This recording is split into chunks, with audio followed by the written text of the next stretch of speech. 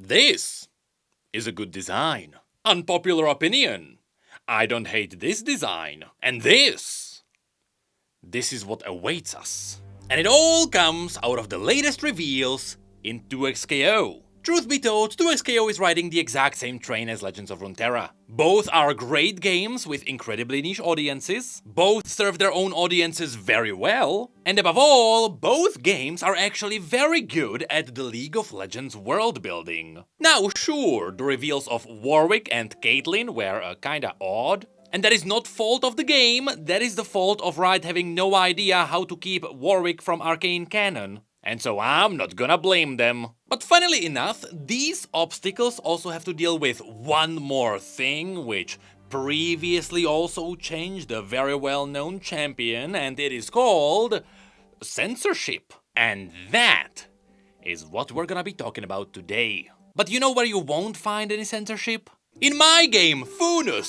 Yes, we're talking about a game that I am developing myself. No vibe coding included. And recently I made some massive improvements to the feel of the main character. They now have facial expressions, they react to what's happening around them in the world, and the world itself feels alive. Thank you for all the wishlists. Also, I should really update the Steam page right now. Anyway, Senna got a proper spotlight in 2XKO. And with it, we got some really cool teasers. And because 2XKO is in a spot where they really need to ramp up the hype again, they really need to go heavy with these teasers. I mean, that's why, after we got the news that the team is shrinking down, we immediately got more teasers for the next few champions. Of course, Riot did this to let us know that the game is absolutely not dying. They just had to reorganize, and they are already planning out the next 3 releases.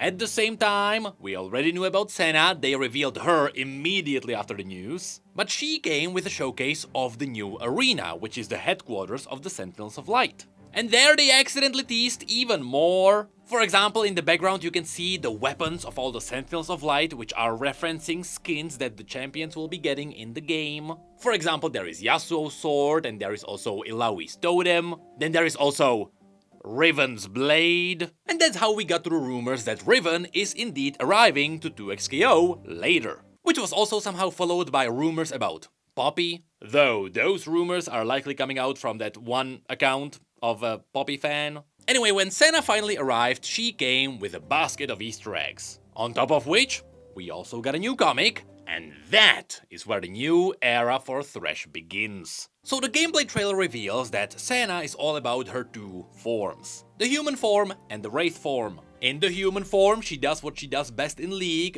shoot her massive cannon. And in her wraith form, we get to learn about a whole new side of Senna. Because she becomes a melee ravaging fighter. And this is what 2XKO does best. They know how to take a champion's existing fantasy and make it even better. I mean, just have a look at Blitzcrank, that might be some of 2XKO's best work. And so here, we got to see Senna mad, which was always part of her character, it was always in the lore. But through gameplay, you just never get to see the mad side of her. Anyway, I don't want to go through Senna's entire kit in this video, because the focus is elsewhere. But just know that Senna has a Wraith meter, which fills up as she hits enemies. And once at least 1 bar is full, she can use it to enter Wraith form. After which we can get into the specials. Here I love how the video itself actually pays attention to Senna's lore. For example, after we learn that her S1 actually fires off her cannon, the video even confirms that the weapon is formed from the relics of dead sentinels. I love this kind of flavor being reminded us. But then we get the S1 Super, which is a giant blast of light, which actually references Senna's Q from League of Legends. After which we learn that the Special 2 button controls the Black Mist. And I love this separation between the light and the dark that is built into her controls. With the S2 Super turning into a strike that transforms her into a Wraith. Now, as we mentioned, in the Wraith form, Senna goes berserk. And I really love this one move where she drags the enemy into the Black Mist and she lets the Wraiths ravage them. That one is really cool. What's even cooler is that in her Wraith form, her supers change too. For example, while normally the S1 super would be the Q from League of Legends, in her Wraith form she blasts the enemy with the Black Mist instead. After this, you can notice that some of her moves reference her ability to turn untargetable in League of Legends. And then, her S2 super in Wraith form unleashes the torment of the surrounding souls and returns her to human. Honestly, the flavor of the abilities is just great here. And that then leads us into the ultimate, which also has two variants depending on her form. In her human form, she uses the wraiths to hold down the enemy. She then reaches out, she lets the spirit reforge her cannon, and she blasts the enemy with a beam of light, which likely references her ultimate in League. And again, 2xKO has really awesome visual effects. And to give this one even more flavor, if you pull off the ultimate in your Wraith form, she actually blasts the enemy with the power of the Black Mist. And for the most part, for the casual audience, which might not exactly be the targeted audience of 2xKO, that's all you really need to know. Yes, she does have a bunch of slightly more complex tags and assists, which also change depending on her form, but we are here for the flavor and the lore. And so, at the end of the trailer, we get to see Senna's launch skin, which is the Lunar Eclipse. And what is awesome is that at the end of the gameplay trailer, we got this. Light, dark, both weapons.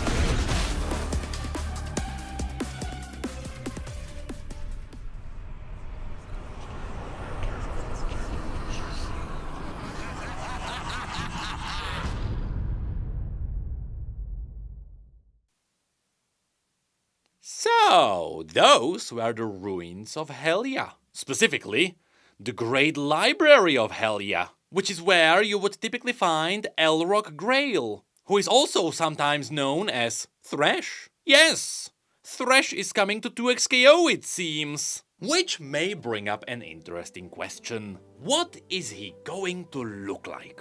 By now, people know that Thresh has many forms, depending on how much he needs to be censored. And so there is the League of Legends version, there is the Canonical Universe version, there is the Unbound Thresh, which is what he looks like after he absorbed a portion of the Black Mist, and he freed himself from the shackles of the Shadow Isles. Of course, eventually, in this deceiving form, he traveled to Noxus. And despite people not really being fans of the League of Legends version specifically, I'm actually a fan of Unbound Thresh because there is a lot of cool lore behind the sexy Thresh. But then there is also the Legends of Runeterra version, which has the censored version because references to bones have to be hidden in the East. Then there is also the Ruined King version, which is a pretty cool hybrid between the old school cool design and being censored. And yes, there is also the classic human version, before the apocalypse happened. And so, with all of these appearances being on the menu, what form do you think 2xKO is going to choose? Well, what if I told you?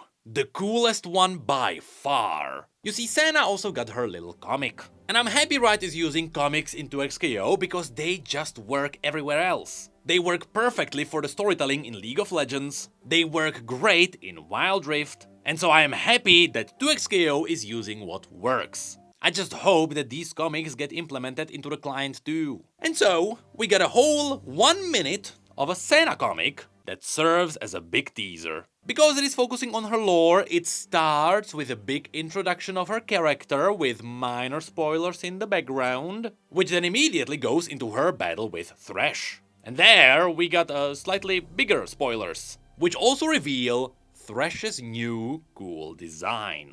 But there is an even better shot later. Because then the lore explains how Senna got locked in the lantern, and how she learned how to use the mist, and how she asked the souls to help her. Although it kinda ignores the influence of Isolde's soul shard, which is what made Senna sane inside the lantern. But I guess without the presence of Viego, that would be really confusing for the story. But then we learn that the lantern broke, which of course happened because of Lucian, and Senna got set free. And that's how Thresh's games began.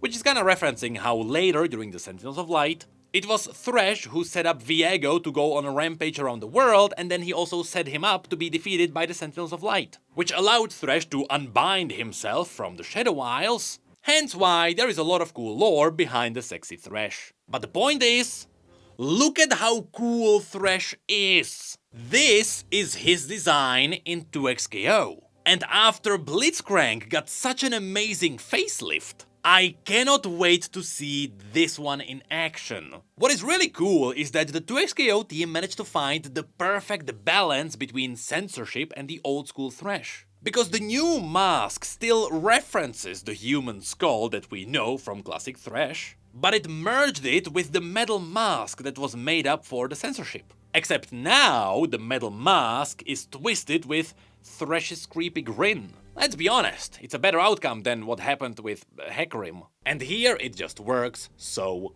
well. And so I cannot wait to see Thresh in the game, because it is an Unreal Engine game. And we can get the 3D models, but just like how it happened with Blitzcrank, Thresh is a massive character that has the opportunity to bring back the hype again. This is the kind of character that the general audience was waiting for. Less humans, more this. What I also love to see is that 2XKO is trying to bind the champions together as they come out. Now sure, it was kinda awkward to see so many arcane champions come up one after another. But after all of that calmed down and we can now have a look at other parts of Runeterra, it is cool to see 2 Shadow Isles champions coming up one after another. And so who knows, if Riven is coming out after that, maybe Riot is gonna come up with another champion that might be connected to it. But then Akali happens too, and nothing was bound to that one. I mean, who could they really bind to Riven lore-wise? Maybe someone like Draven if they go for the arena angle? Because Yasuo is already in the game, and it was data mined for Yasuo to have some voice lines with Riven. Anyway, if Riot really wanted to bring up the hype, they would connect Riven to Poppy. It wouldn't make sense lore-wise, but they would make at least one person happy.